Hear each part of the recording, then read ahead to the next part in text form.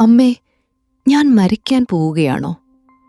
ഈ ഒരു ചോദ്യം ഒരു 10 വയസ്സുകാരിയുടെ നാവിലേക്ക് വരണമെങ്കിൽ അവളുടെ ഉള്ളിലെ ഭയം എത്രമാത്രമായിരിക്കും. ഒരു തുള്ളി ചോര ആ കൊച്ചു പെൺകുട്ടിയുടെ ലോകത്തെ നിശ്ചലമാക്കുന്നു. ആരും പറഞ്ഞുകൊടുക്കാത്ത ഒരു നിഗൂഢത പോലെ രഹസ്യമായി സൂക്ഷിക്കപ്പെട്ട ആ മാറ്റത്തിന്റെ പേരാണ് ആർത്തവം. പക്ഷേ അവൾക്കതൊരു മരണവാർത്തയായിരുന്നു. നമ്മുടെ ഈ കഥ തുടങ്ങുന്നത് ഒരു സാധാരണ കേരളീയ ഗ്രാമത്തിലാണ്.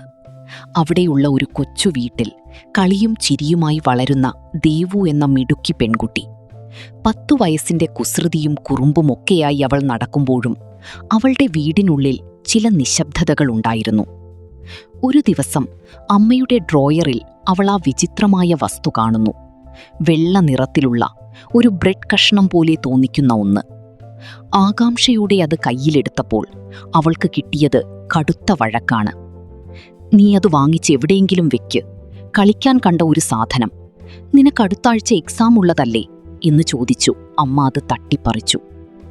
"ഇതൊന്നും അറിയാനുള്ള പ്രായം നിനക്കായില്ല" എന്ന ആ ഒരൊറ്റ വാചകത്തിൽ നമ്മൾ അറിവില്ലായ്മയുടെ വലിയൊരു മതിൽ പണിയുകയാണ് ചെയ്യുന്നത്.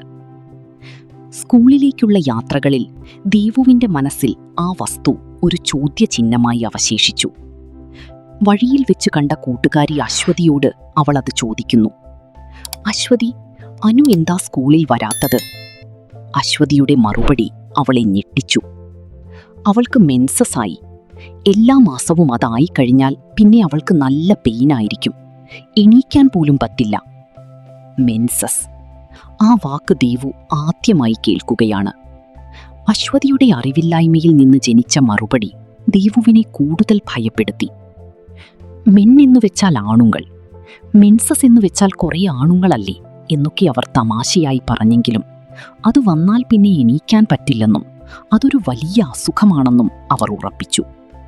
തന്റെ ചേച്ചിക്ക് എല്ലാ മാസവും ഇത് വരുന്നുണ്ടെന്നും ഒരുപക്ഷെ ഇത് വന്നാൽ മരിച്ചു പോകാൻ സാധ്യതയുണ്ടെന്നും ആ കുഞ്ഞുങ്ങൾ ഭയന്നു. ദിവസങ്ങൾ കടന്നുപോയി.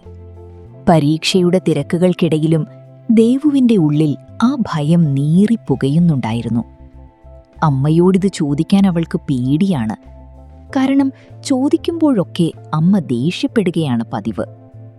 ടിവിയിൽ കാണുന്ന പരസ്യങ്ങളിൽ നീല നിറത്തിലുള്ള വെള്ളം വലിച്ചെടുക്കുന്ന ആ വസ്തു തറ തുടയ്ക്കാനുള്ളതാണോ അതോ ഡാൻസ് കളിക്കാൻ ഉപയോഗിക്കുന്നതാണോ എന്നുപോലും ആ കുട്ടിക്ക് തിരിച്ചറിയാൻ കഴിഞ്ഞില്ല. അറിവ് നിഷേധിക്കപ്പെടുമ്പോൾ അവിടെ ഭയം വേരൂന്നുകയാണ് ചെയ്യുന്നത്.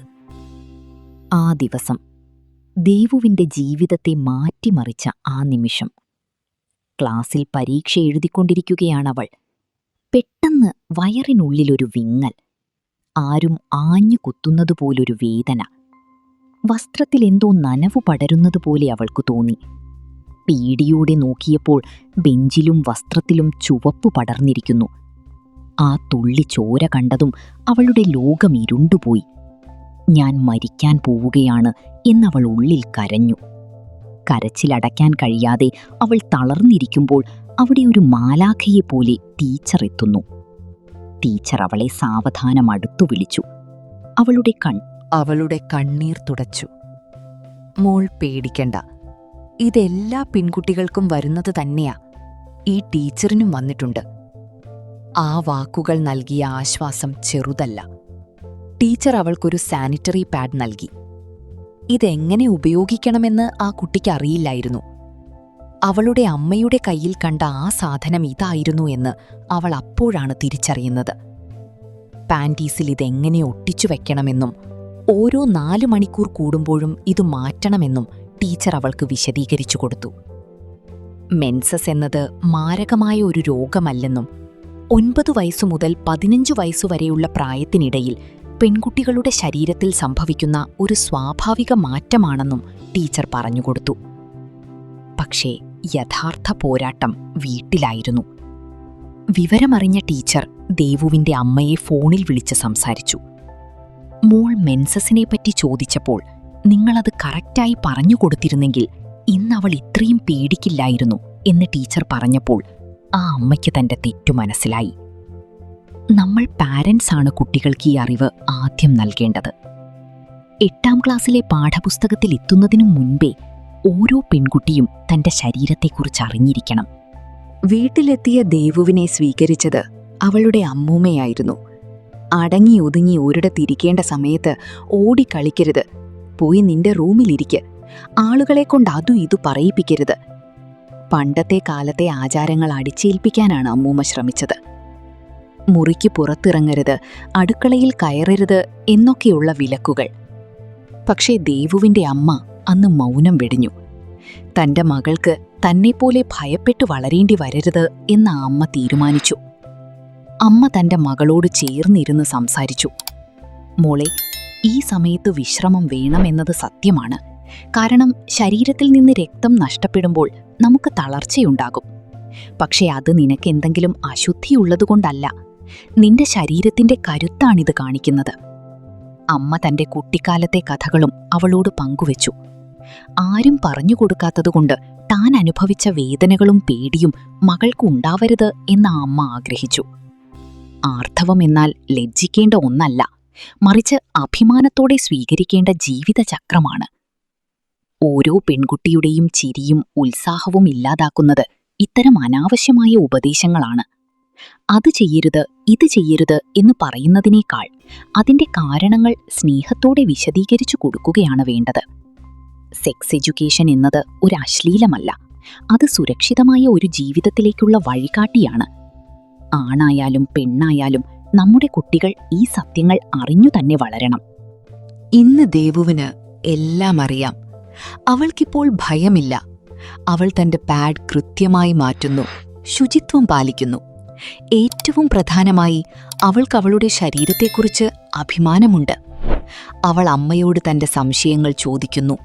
അമ്മ സ്നേഹത്തോടെ മറുപടിയും നൽകുന്നു. നിശബ്ദതകൾ മായുകയും അവിടെ അറിവിന്റെ വെളിച്ചം നിറയുകയും ചെയ്തു. നമ്മുടെ സമൂഹത്തിൽ ഇന്നും എത്രയോ ദേവുമാരുണ്ട്, ഭയത്തോടെയും അറിവില്ലായ്മയോടെയും ആർത്തവത്തെ നോക്കിക്കാണുന്നവർ. അവർക്കു വേണ്ടിയാകണം നമ്മുടെ ഓരോ ചുവടുവെപ്പും. അന്ധവിശ്വാസങ്ങളുടെ തടവറയിൽ നിന്ന് അവരെ മോചിപ്പിക്കാം. ഒരു പെൺകുട്ടി തന്റെ ആദ്യത്തെ ആർത്തവത്തിലൂടെ കടന്നുപോകുമ്പോൾ അവൾക്ക് വേണ്ടത് ഒരു സാനിറ്ററി പാഡ് മാത്രമല്ല, മറിച്ച് നിനക്കൊന്നും സംഭവിക്കില്ല, ഞാൻ കൂടെയുണ്ട് എന്ന അമ്മയുടെ ചേർത്തുപിടിക്കലാണ്. ഈ കഥയിലൂടെ നമ്മൾ പഠിക്കുന്ന വലിയൊരു പാഠമുണ്ട്. അറിവാണ് ഏറ്റവും വലിയ ആയുധം. നമ്മുടെ മക്കൾക്ക് നമ്മൾ നൽകുന്ന ഏറ്റവും വലിയ സമ്മാനം അവർക്ക് നൽകുന്ന ശരിയായ അറിവായിരിക്കും. ഒരു പെൺകുട്ടിയുടെ കണ്ണിലെ ഭയം മാറ്റി അവിടെ ആത്മവിശ്വാസം നിറയ്ക്കാൻ ഓരോ മാതാപിതാക്കൾക്കും കഴിയണം. മാറ്റം നമ്മളിൽ നിന്ന് തുടങ്ങട്ടെ. നിശബ്ദത വെടിയുക, സംസാരിച്ചു തുടങ്ങുക. ഈ വീഡിയോ നിങ്ങൾക്കൊരു പുതിയ തിരിച്ചറിവ് നൽകിയെന്ന് ഞാൻ വിശ്വസിക്കുന്നു. ഇത്തരം സാമൂഹിക പ്രസക്തിയുള്ള വിഷയങ്ങളെക്കുറിച്ച് കൂടുതൽ അറിവുകൾ പങ്കുവയ്ക്കാൻ ഈ വീഡിയോ ലൈക്ക് ചെയ്യുക. നിങ്ങളുടെ അഭിപ്രായങ്ങളും അനുഭവങ്ങളും താഴെ കമന്റ് ബോക്സിൽ എഴുതുക. നിങ്ങളുടെ പ്രിയപ്പെട്ടവർക്കായി ഈ വീഡിയോ ഷെയർ ചെയ്യാനും മറക്കരുത്. ഇതുപോലുള്ള മികച്ച ഉള്ളടക്കങ്ങൾക്കായി ഞങ്ങളുടെ ചാനൽ നോവൽ പെട്ടി സബ്സ്ക്രൈബ് ചെയ്യുക. നിങ്ങളുടെ ഓരോ സപ്പോർട്ടും ഞങ്ങൾക്ക് വലിയ കരുത്താണ്. അറിവിൻ്റെ വെളിച്ചം എല്ലാവരിലേക്കും എത്തട്ടെ. നന്ദി.